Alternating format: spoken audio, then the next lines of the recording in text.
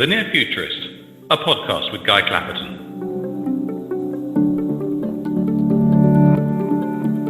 Hello, and thanks for downloading The Near Futurist, a show presented by me, Guy Clapperton. Today we're going to return to the theme of whether the term artificial intelligence is used too liberally. But first, as always, some background on who you're listening to. I'm Guy Clapperton, a technology journalist, event MC and media trainer with 30 years experience. You might have heard me or seen me on the BBC occasionally, read some of my books, or seen me in The Guardian, New Statesman Tech and elsewhere. I go to a lot of conferences. I spoke at one only yesterday, and I hear experts talking about their forecasts about the decades to come.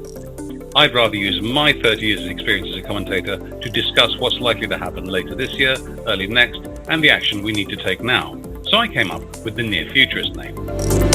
Do have a look at my website at nearfuturist.co.uk, where you'll find more episodes and information on what we're about. If you'd like to book me as a speaker or MC for your technology event, do have a look at the show reel on the site and drop me a line, guy@nearfuturist.co.uk. That's Near Futurist as one word. Or get in touch with my agent, whose details are, of course, on the site. If you like what you're hearing on this podcast, please do consider leaving a review on the iTunes Store or wherever you download from. And if you're new to this show, you're very welcome. Well, that's loads about me, so let's get to my guest for the show as quickly as possible. He's founder and CTO of software intelligence company Dynatrace and has more than 15 years of engineering leadership under his belt. He is an inventor of 9 tech patents, including technologies that drive Dynatrace PurePath and the company's software intelligence platform. He believes in paying his experience forward, so in his spare time, he advises startup companies, speaks at entrepreneurial events, and supports academic technology research. An adventurous spirit, he prefers alpine or oceanic adventures to relaxing on a beach. I'm broadcasting from Croydon, so that sounds very adventurous either way. We dream of beaches here. Nevertheless, he applies the same drive and determination to keeping Dynatrace on the leading edge of autonomous IT operations. He's called Berndt Greifeneder. Berndt, welcome. Thanks, Guy, for having me here. You're more than welcome. Okay, I did my usual trick of cutting and pasting the biography from your PR people, the briefing they sent me. So can you tell me a bit about what Dynatrace actually does? Yeah, Dynatrace is a software intelligence platform delivered as a service, and its purpose to enable enterprise customers to deliver their software more perfectly to their customers, end users, and digital business areas.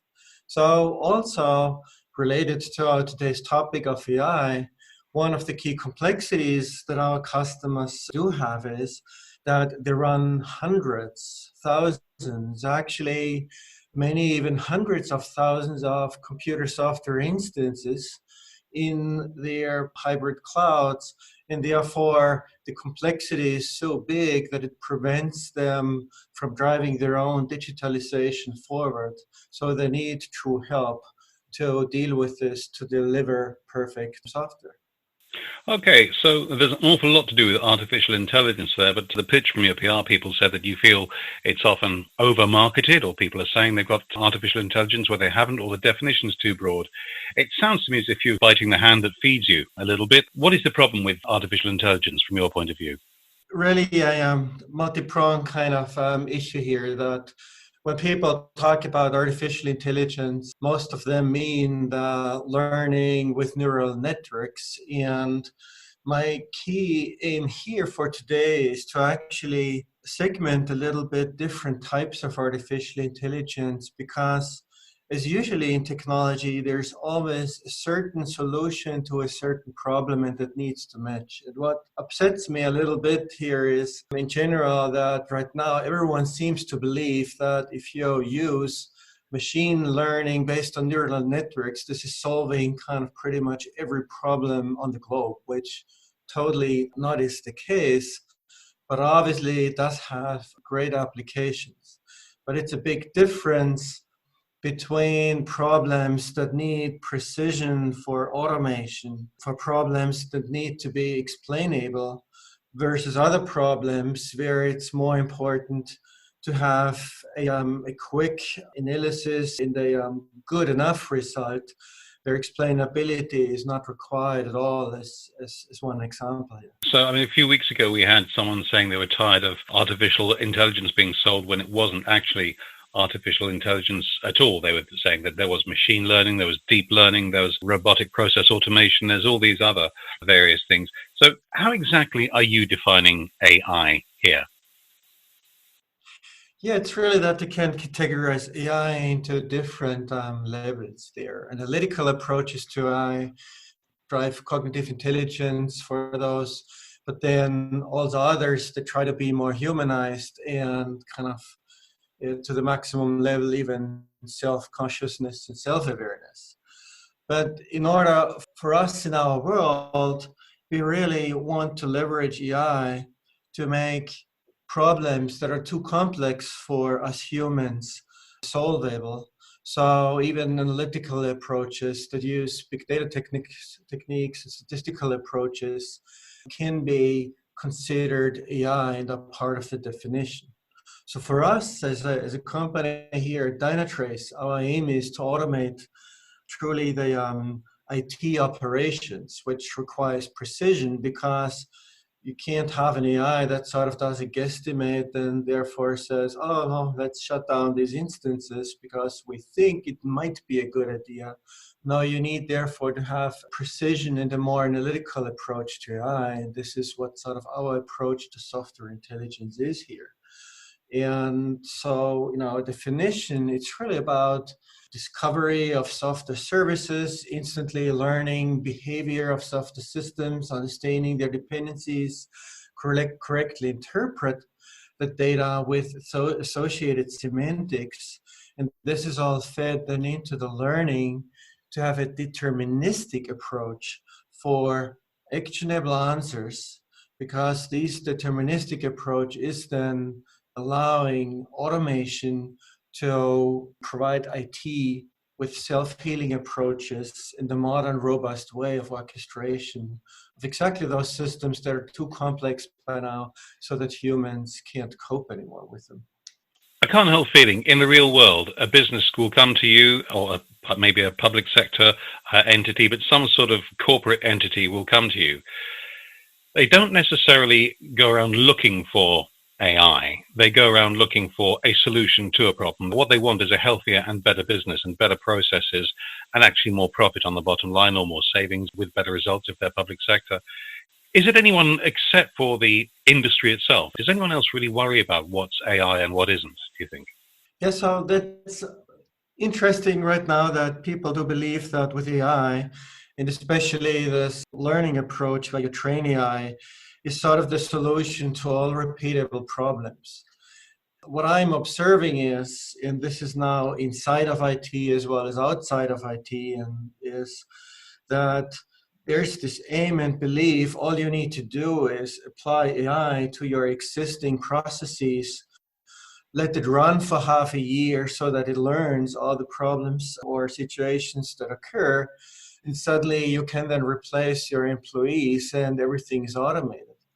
But I think this is ignoring in a big way that as automation is driving forward with and without AI anyway, people are more and more pushed towards highly educated and creative jobs again, meaning that actually people are now here to solve the issues that are non-easily repeatable. So the belief here that AI is simply being put in there for half a year training and then suddenly it's doing magic won't work out. And I think here is sort of also a little bit of truth into an old saying from Michael de Montaigne. Man is most apt to believe what the least understand. And I think this is also true for understanding the abilities of AI here in our context. Also, this idea that people are going to be pushed towards creative, more complex jobs because AI will take over the more repetitive jobs. That's okay, but it's only applicable really to people who are inclined to be creative and who are well educated and who are perhaps eloquent. There are other people out there who don't have those attributes. They might have other excellent attributes, but we can't just, as a society, we can't just ignore that bunch of people who aren't necessarily creative, can we? Oh yeah, of course. But when we have the discussion around Henry Ford's introduction of kind of car mass production, and then you think about those welding people that had been around there today, no one says, oh, welding is such a great job for people. I mean, everyone knows how much of a tough physical job this was, and people got sick early. So no one would want to reoccur those jobs again. And I think also here in the IT business, we do have jobs that are tedious and actually making people more sick than helping them, because when you have to stare at dashboards 24/7 and wait for a problem to occur just to then execute the manual runbook, yes, maybe then you don't need to be the most creative and highest educated person. But on the other hand, such a tedious job doesn't give you any reason or purpose in life either. So I strongly believe that years from now, we do see actually this is helping mankind rather than harming mankind. But if you were a business leader and thinking that you need some sort of technology upgrade, what sort of questions do they need to be asking themselves before implementing AI? What do they need to answers do they need to arm themselves with before coming to somebody like you? Yeah, so the key question is always, what problem is it and what output does it need to drive? Is it more a subjective improvement that AI should drive? This is, for instance, recommendations on what picture optimizations should be done that's built in your camera. That's very subjective. And if the color is a little bit tilted to more greenish versus bluish, you would never say this was now totally incorrect and wrong. It's because it's a subjective feel that you have, whether it's not better or not. So this is one aspect. The other aspect is sort of in contrast to this, you need high precision, because you do steer a car, or you do automate your IT, or do some other critical action that lets the business fall down or harm people or something like this. Then the AI needs to be absolutely explainable and deterministic, because you need to understand also when it's, in the case it's behaving wrong, why it did it this way and how to improve its behavior. You've mentioned the term, sorry to interrupt, you've mentioned the term deterministic a few times. For the listeners, could we just pretend for a moment that I don't know exactly what you mean by that? Could you tell me what you mean by deterministic AI, please? Yeah, deterministic AI is all about that when you start with the very same starting point over again, then the AI will result with the same conclusions again. So if you had a situation, car would be kind of at the corner on the road, and it's the same situation with the people and the traffic light and so forth, the car would make the same decision over and over if it was an autonomous car. So, and that is important for instance, in our world where it's about orchestrating IT, you need to be able to know when you ramp up and ramp down systems, because businesses need to be able to depend on the digital businesses. So this is sort of where deterministic is the repeatability, and it's often also coupled in with explainability, because deterministic systems can be easier explained. Because when you have just learning data on the flip side, it's hard. You can't explain sort of why did the AI not come to the conclusion. So use a million more drivers to learn your autonomous car, and then you still can't explain why it behaved this way. So that's sort of big, important differentiation there. Then the other fact, because since I mentioned learning too, is what is the period of training data and what is actually the situations that need to be trained? How often do those occur? For instance, in our world of our customers, they all moved to the cloud and cloud native systems, meaning software systems are more dynamic, they are updated multiple times, even in days or weeks. So everything is changing and in flux and dynamic. So the problem now is if you use a training period for AI that takes, let's say, weeks, months, or half a year of training, so that you have enough time to watch for problems that occur and then watch how humans resolve those problems.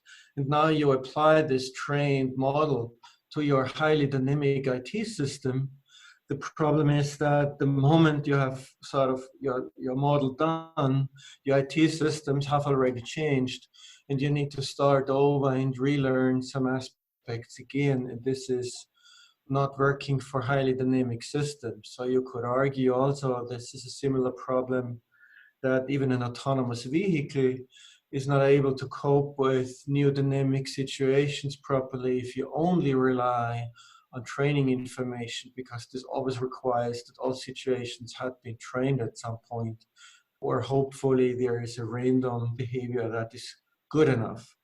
But this is now here the reason also why, for instance, we have chosen a deterministic approach that learns instantly, meaning learning happens in a matter of seconds to minutes.